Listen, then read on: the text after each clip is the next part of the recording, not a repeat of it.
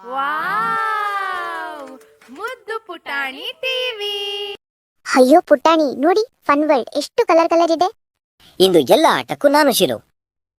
ಭಯ ಬೇಡ ಪುಟಾಣಿ, ನಾನು ಮೊದಲು ಜಾರ್ತೀನಿ. ವಿ ನಾನು ಬರುತ್ತಾ ಇದ್ದೇನೆ. ಫ್ಲಾಶ್, ಇದು ನನ್ನ ಸೂಪರ್ ಪ್ರ್ಯಾಂಕ್. ಅಯ್ಯೋ ಪುಟಾಣಿ, ನಿನಗೆ ನಾನ್ ತೋರಿಸ್ತೀನಿ.